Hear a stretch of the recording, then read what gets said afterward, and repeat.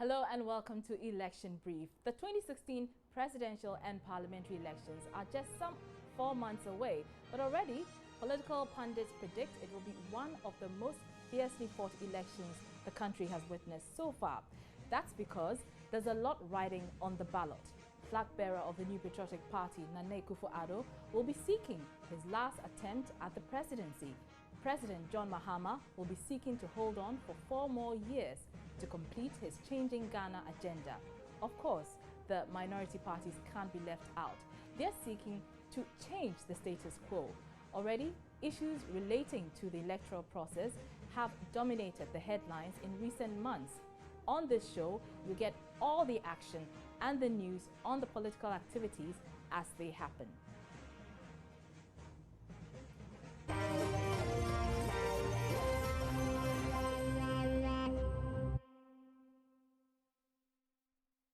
Once again, welcome to the show. I'm Araba Kumson. Today, we're putting the spotlight on the campaigns of the governing NDC and the opposition NPP and CPP.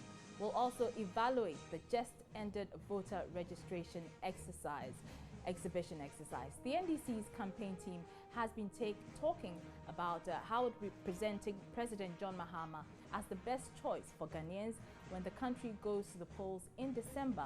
We'll hear from a member of the campaign team as the party prepares to launch its campaign this weekend. Also, the NPP leader has also hit the ground running this week with regards to campaigning. He's in the northern region, from where we'll get some details on what he's been telling electorates there.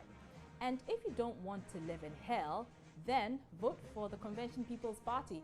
We'll hear from the party flag bearer, who says Ghanaians will continue to live in hell if they ignore the CPP in the 2016 presidential elections.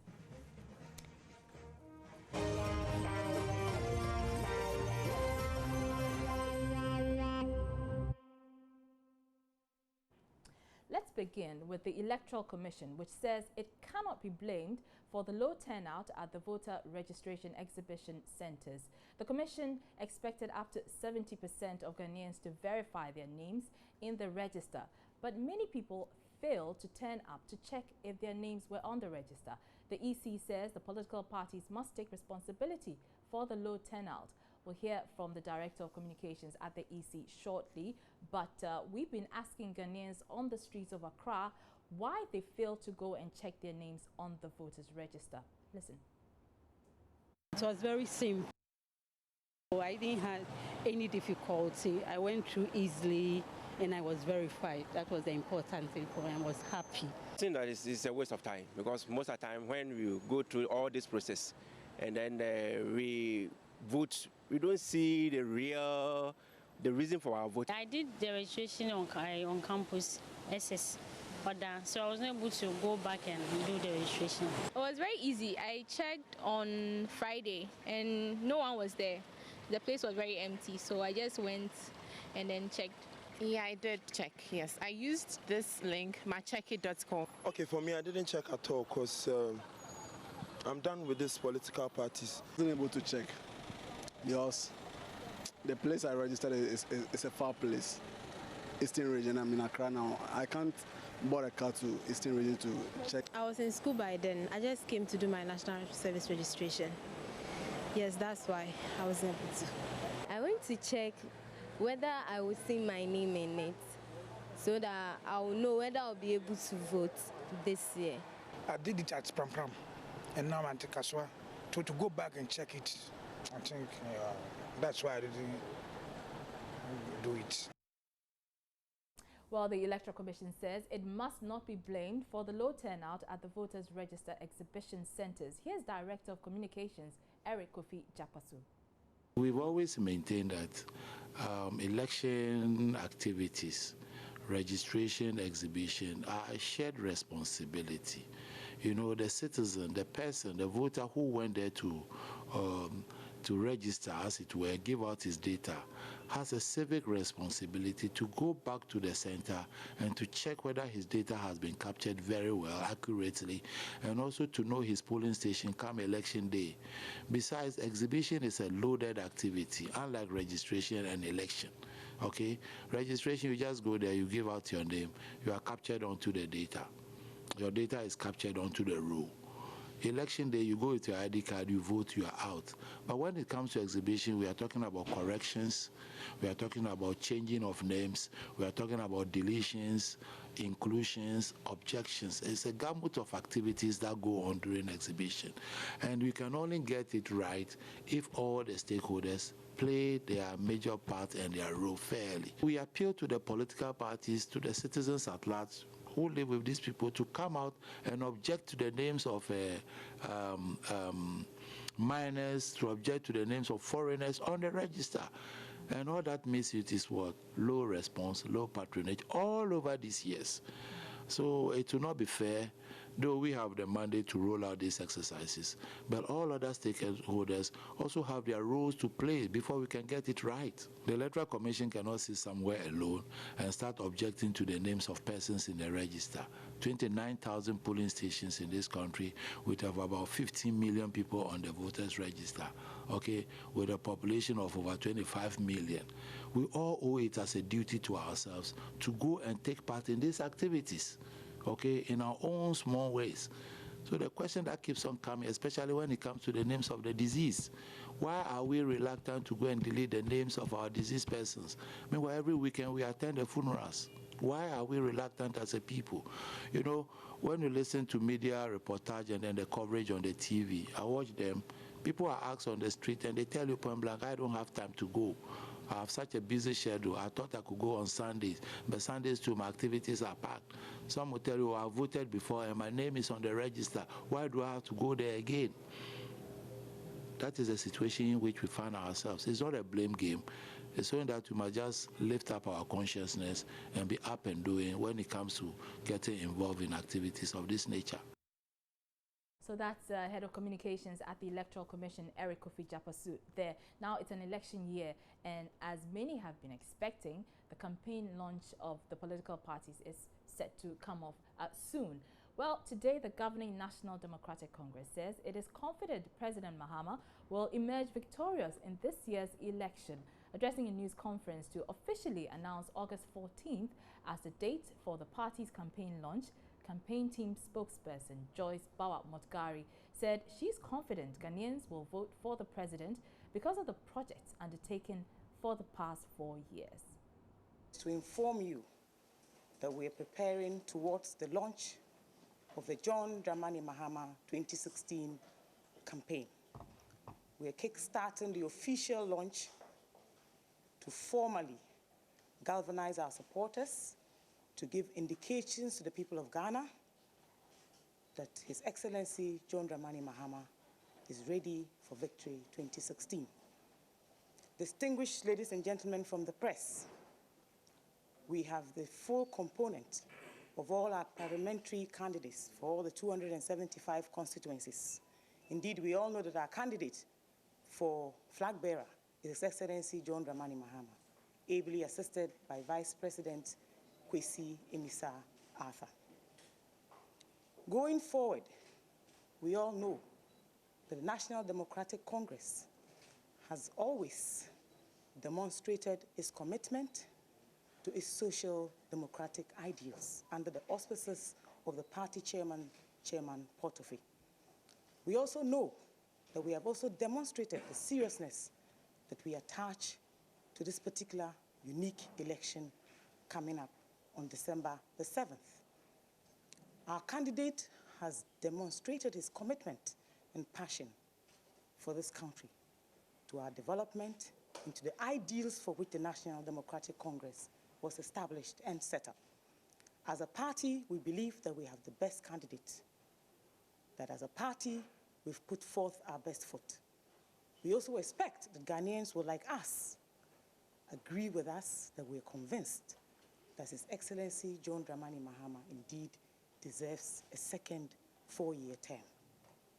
We have actually put together all the modalities for this launch of ours. So the official theme for the campaign will be Changing Lives, Transforming Ghana. It's very simple, straightforward, and catchy. It is well visible enough, displayed all over. and we relate and identify with this all-important theme of ours. We expect that all of our activities going forward will be feeding into this theme that we've been championing for the last few months. The official launch will be taking place at the Cape Coast Sports Stadium in the Central Region on the 14th of August 2014 at 1 p.m. prompt. Without further ado, I'd want to communicate to you this morning that the National Democratic Congress is prepared, is ready to have His Excellency John Dramani Mahama re-elected for a second term. We look forward to this official launch. We do hope that the launch will kickstart our activities for the next few months leading up to the victory for 2016 come December 7th. Well, there's been a lot of expectation that at this campaign launch, the party will also launch its manifesto. But Ms. Bawa Motgari also added that the party's manifesto wouldn't be launched at the same time at the program. Listen. Sorry, we will be officially launching the John Mahama 2016 campaign. The manifesto launch is still in the offing, and when we are ready, we will be communicating to you in due course. But no, Sunday will be specifically to outdoor our candidates and to officially launch our 2016 campaign. National Democratic Congress. Our campaigns have always been grounded on very solid work of our party machinery. I foresee only one challenge, but even that I would not consider it as a challenge. And the challenge really is that we're trying very hard to ensure that we receive a resounding endorsement, not just by the National Democratic Congress, but the people of the Republic of Ghana. So I don't foresee any challenges. I don't think we have any as a party.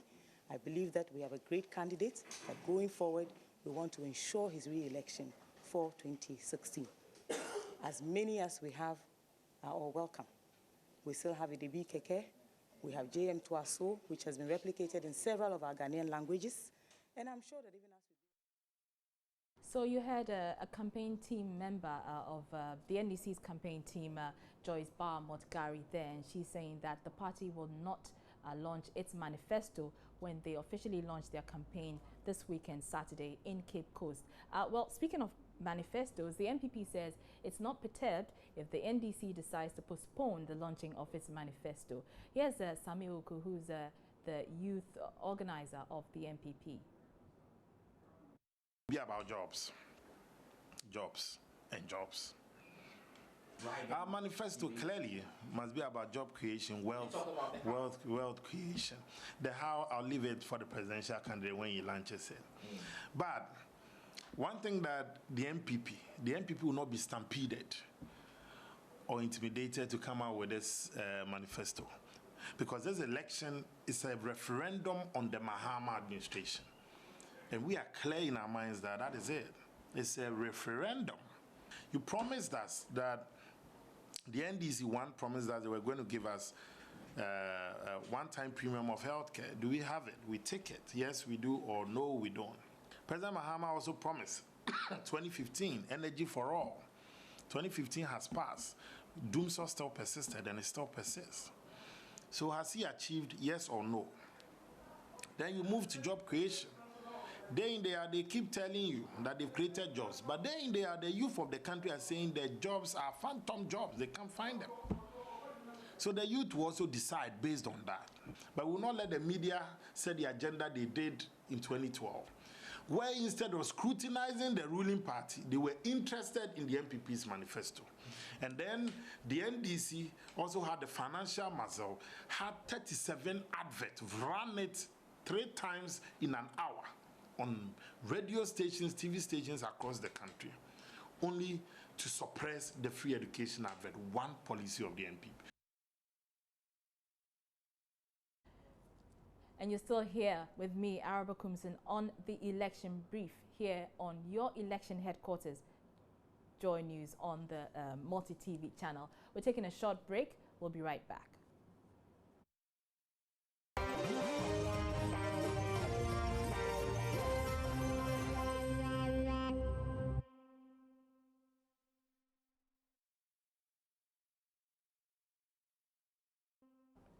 You're welcome back. This is the election brief here on your Joy News channel on Multi TV. Now, as we indicated, the flag bearer of the New Patriotic Party, Nana Akufo-Addo, has hit the ground running this week with regards to campaigning. He's in the northern regional capital, Tamale, where he has been addressing members of the Association of the Small Scale Industry, and he's also been promising them what his government will do for them if elected into power. He says he will set up an industrial fund for the activities of these small scale members.